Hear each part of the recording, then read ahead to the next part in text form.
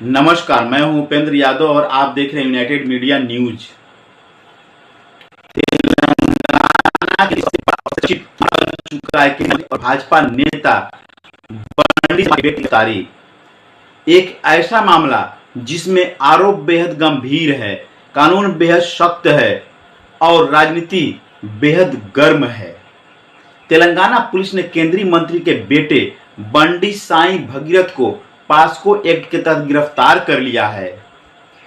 उन पर एक 17 वर्षीय लड़की के यौन उत्पीड़न का आरोप लगा है और अब यह मामला सिर्फ एक आपराधिक जांच तक सीमित नहीं रहा, बल्कि सत्ता, नैतिकता, कानून, राजनीतिक दबाव और मीडिया की भूमिका पर भी बड़ा सवाल बन गया है। क्या कानून सबके लिए बराबर है? क्या राजनीतिक प्रभाव जांच को प्रभावित कर सकता है? क्या यह मामला न्याय का है या फिर राजनीति का अखाड़ा बन चुका है? आइए विस्तार से समझते हैं पूरी कहानी। दरअसल भाजपा के वरिष्ठ नेता और केंद्रीय मंत्री बंडी संजय कुमार के बेटे बंडी साई भागीरथ को शनिवार शाम हैदराबाद में पुलिस ने हिरासत में ले लिया। उनके खिलाफ पास्को यानी protection of children from sexual offences act के तहत मामला दर्ज है। यह कानून नाबालिगों के खिलाफ यौन अपराधों के मामले में बेहद सख्त माना जाता है। इस पूरे घटनाक्रम ने राजनीतिक हलकों में हलचल मचा दी है, क्योंकि मामला सीधे एक केंद्रीय मंत्री के परिवार से जुड़ा हुआ बताया जा रहा है। इस केस में एक बड़ा मोड़ तब आया जब तेलंगाना हाईकोर्ट ने भगीरथ को गिरफ्तारी से अंतरिम राहत देने से इनकार कर दिया। यानी अदालत ने तत्काल सुरक्षा देने से मना कर दिया और इसके कुछ ही घंटों बाद पुलिस की कार्रवाई तेज कर दी। हालांकि केंद्रीय मंत्री का दावा है कि उनके बेटे ने सरेंडर किया। उन्होंने बयान जारी करते हुए कहा कि कानून के सम्मान में और जांच में देरी न हो, इसलिए उन्होंने अपने बेटे को खुद पुलिस के सामने पेश किया। उन्होंने अपने बयान की शुरुआत सत्यमेव जयते से की और कहा कि उन्हें कानून पर पूरा भरोसा है। मंत्री ने यह भी कहा कि उनके बेटे ने उन्हें बार बार बताया कि उसने कुछ गलत नहीं किया। उनका कहना है कि वकीलों ने उपलब्ध सबूत देखने के बाद भरोसा दिलाया था कि यह मामला कानूनी जांच में टिक नहीं पाएगा और जमानत मिल जाएगी। लेकिन दूसरी ओर पुलिस का बयान मंत्री के दावे से अलग नजर आया। साइबराबाद पुलिस कमिश्नर ने कहा कि भागीरथ की नरसिंघी स्थित स्टेट पुलिस अकादमी से गिरफ्तार किया गया, यानी पुलिस इसे गिरफ्तारी बता रही है, जबकि मंत्री इसे आत्मसमर्पण कह रहे हैं। यहीं से सवाल उठने लगे कि आखिर सच क्या है। अब जरा पूरे मामले की पृष्ठभूमि समझते हैं। बताया जा रहा है कि पीड़ित लड़की की मां ने 8 मई को शिकायत दर्ज कराई थी। पुलिस ने उसी दिन लड़की का बयान लिया और अगले दिन एफआईआर दर्ज की गई।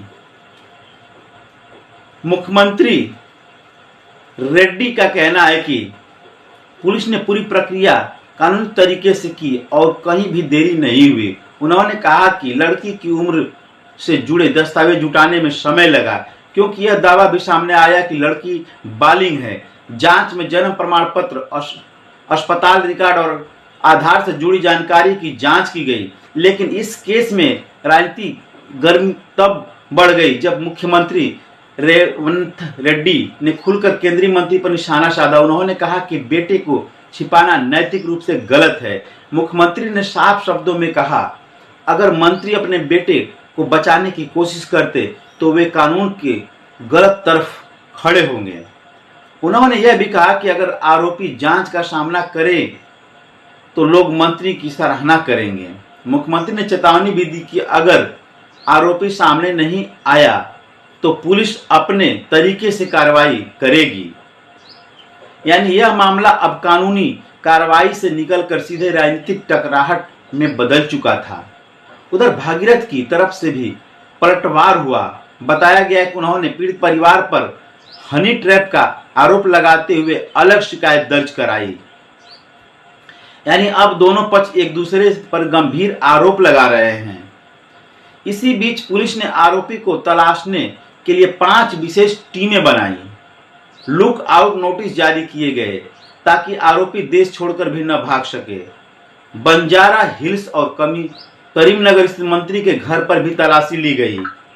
इस पूरे घटनाक्रम के दौरान एक भावनात्मक मोड़ भी सामने आया, जब केंद्रीय मंत्री की मां की तबीयत बिगड़ गई और उन्हें अस्पताल में भर्ती कराना पड़ा। रिपोर्ट के मुताबिक उन्हें सीने में दर्द की शिकायत के बाद स्टेंट लगाया गया।